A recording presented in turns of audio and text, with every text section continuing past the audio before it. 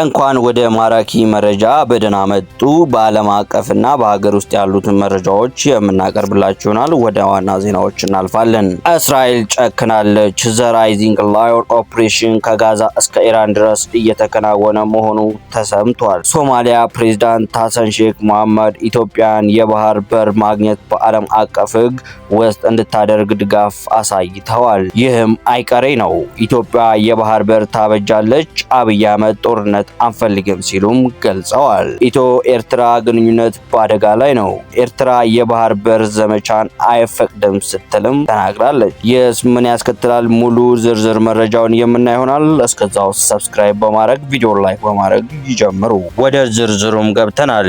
ኢትዮ ኤርትራ የኤርትራ ማስታወቂያ ሚኒስቴር ዛሬ ባወጣው ጠንካራ መግለጫ የኢትዮጵያ መንግስት ባለስልጣናት ሉዓላዊ የባህር በር ስለማግኘት የሚያደርጉትን ዘመቻ ህገወጥና አደገኛ አንድራ ሲሉ በይፋ አውግዘዋል። አንድራ ማለት በትግርኛ በደንብ ያልታሰበበትና በስሜት የሚደረግ እንቅስቃሴ ወይም ውጤቱ የማያምር እና ለከንቱ ልፋት የሚደረግ ጉዞ እንደማለት ነው ሲሉም ተናግረዋል። ይህ የኤርትራ መንግስት የዛሬ ትንታኔ መግለጫ በሁለቱ የቀድሞ አጋር መካከል ያለው ግንኙነት እንደገና ውጥረት ውስጥ መግባቱን አመልካች ነው ሲልም ተናግረዋል። በተያያዘ ዜና ጠቅላይ ሚኒስትር አብይ አህመድ ዶክተር ከአሰብ ወደብ ጥያቄ ጋር ተያይዞ ከኤርትራ ያለው ግንኙነት መሻከሩን ተከትሎ በባለፈው ሳምንት ከፍተኛ ወታደራዊ መሪዎችን ሰብስበው አዲስ ኮማንድ ፖስት ማቋቋማቸው አፍሪካ ኢንተለጀንስም አስነብቧል። ኤርትራ ከሰሞኑ ከሱዳኑ ወታደራዊ መሪ አልቡርሃን ጋር በመተባበር በድንበር አካባቢ በጋራ ወታደራዊ ስልጠና ቪዲዮ 3 በሚባል እየወሰዱ መሆኑን ምንጮች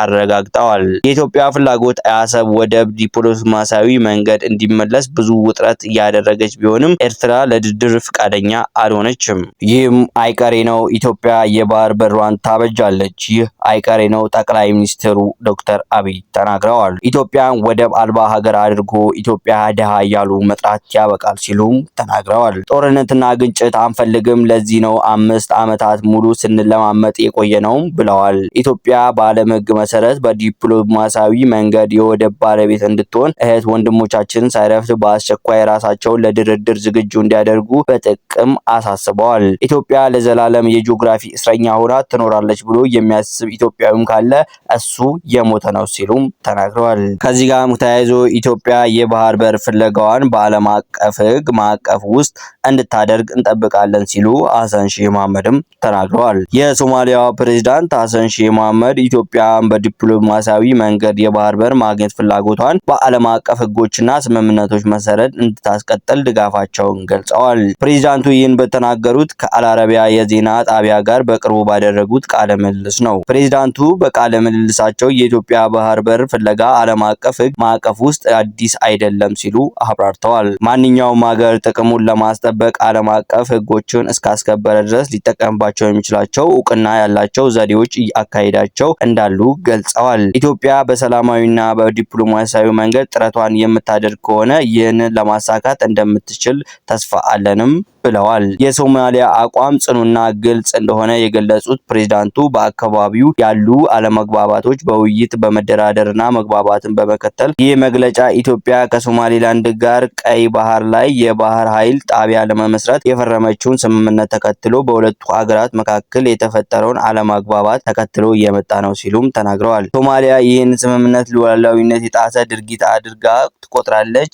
ፕሬዝዳንት ሐሰን ሼህ መሐመድ በቀይ ባህር አዋሳኝ አገሮች መካከል ለጋራ ጥቅም የሚውል መረጋጋትን ለመፍጠር ውይይት፣ መግባባትና ትብብር እንዲያደርግም ጠይቀዋል። ይህ ሁለቱም ሀገራት ዘላቂ ጥቅም እንደሚያስገኝም ገልጸዋል። የምክር ቤት አባል የሆኑት አቶ ክርስቲያን ታደለ በጠና መታመማቸውም ተሰምቷል።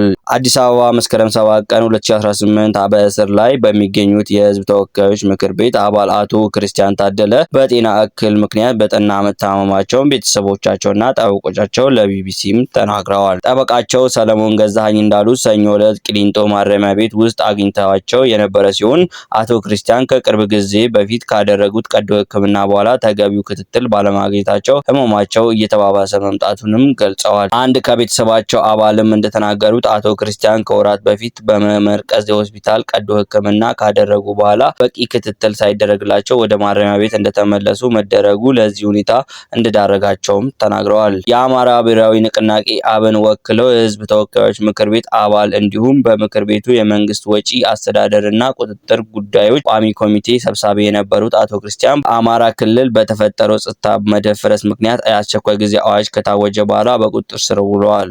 ከዚያም ያለመከሰስ መብታቸው ተነስቶ ላለፉት 2 ዓመታት እስር ላይ ይገኛሉ ሲሉም ተናግረዋል። እጅግ አነጋጋሪው የአቶ ጌታቸው ረዳ ንግግር የብዙዎቹንም ቀልብ ስቧል። አቶ ጌታቸው ረዳ ዛሬ በተመረቀው የጠቅላይ ሚኒስትር አብይ አህመድ መጽሐፍ ላይ ሂሳዊ ዳሰሳ እንዲያቀርቡ በተጋበዙበት ወቅት ከረጅም ጊዜ እውቀት አጠር ትንተናና ዘመን በኋላ ወደዚህ እውቀት ተኮር ትንታኔ በመቀላቀሌ ደስተኛ ነኝ በማለት ንግግራቸውንም ጀምረዋል። ሲቀጥሉ መጽሐፉን ከመጀመሪያ እስከ መጨረሻ ሀገሪቱ አላት የሚላትን ችግሮች የዳሰሰ ከዚያም የመፍትሄ አቅጣጫዎችን የጠቆመ ዝርዝር የዳሰሳ በመሆኑ ጊዜ ወስደን ልንነጋገርበት የሚገባ ትልቅ ዶክመንት ነው በማለትም አስታውቀዋል።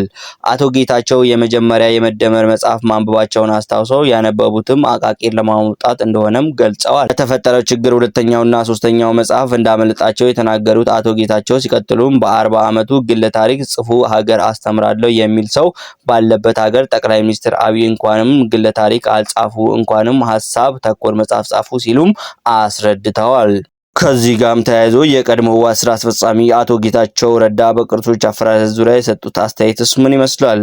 አንዳንድ ሰዎች በአዲስ አበባ ውስጥ የድሮ ቤቶች ፈርሰው አዲስ ህንፃዎች እና ቤተ መጻሕፍት በመሰራታቸው ቅርጾች እየፈረሱ ነው ሲሉም በማለት እንደሚቆጩ የቀድሞ ህወሓት ስራ አስፈጻሚ አቶ ጌታቸው ረዳም ተናግረዋል። አቶ ጌታቸው ረዳ ይህን ያሉት የጠቅላይ ሚኒስትር አብይ አህመድ የመደመር መንግስት የተሰኘ መጽሐፍ ምረቃ ላይ ባደረጉት ንግግር ነው። አንዳንዶቻችን ፍሬሽማን ሆነን ድራፍት የጀመርንበትና ከፊል ጭቃ የነበሩ ቤቶች ፈርሰው ወደ ህንፃዎች እና ወደ ቤተ መጻሕፍት ስለተቀየሩ የአዲስ አበባ ውስጥ ቅርሶች እየፈረሱ ነው ብለን እናለቅሳለን ብለዋል። ይህን ተከትሎ ለምሳሌ አንድ የማውቃት ድራፍት ቤት አብሮት ቤተ መጻሕፍት ተቀይራ በማየቴ ደስ ብሎኛል ሲሉም አክለዋል። ከዚህም ቀጥሎ ግብጽም ስጋት ገብቷታል። የእስራኤል ከቀናት በፊት በኳታር ሐማስ መሪዎች ላይ ለመግደል ጥቃት መሰንዘሯን ተከትሎ ግብጽ ስጋት ገብቷታል። እስራኤል የሐማስ እና ሌሎች አሸባሪዎች በሚያስጠልልና በሚደግፍ የትኛውም ሀገር ላይ ጥቃት እንደምትሰነዝር መግለጿን ተከትሎ በያዝነው ሳምንት ብቻ ኳታርን ጨምሮ እስራኤል 6 ሀገራት ላይ ጥቃት ሰንዝራለች።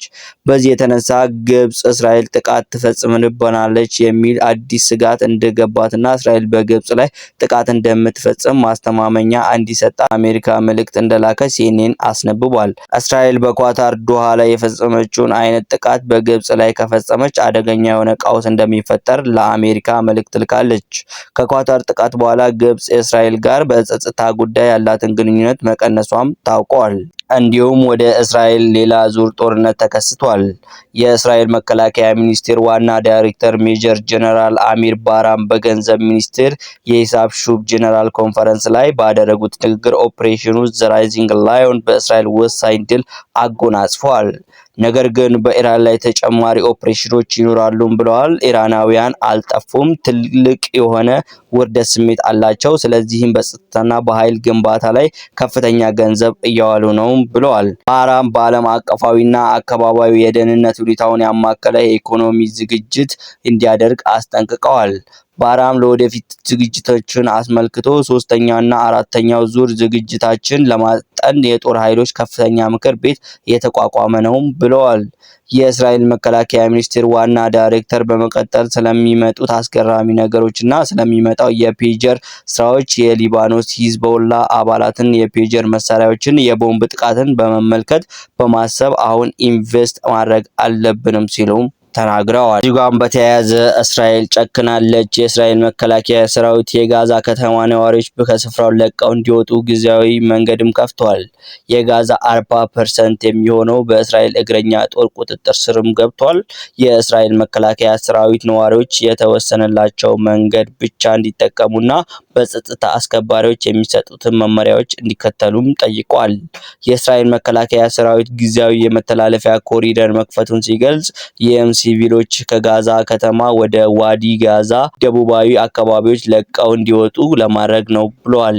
ኮሪደሩ ለዛሬ መስከረም 7 ከቀኑ 12 ሰዓት ጀምሮ እስከ መስከረም 9 ቀኑ 12 ሰዓት ድረስ ክፍት ሆኖ ይቆያል ሲሉም ተናግረዋል።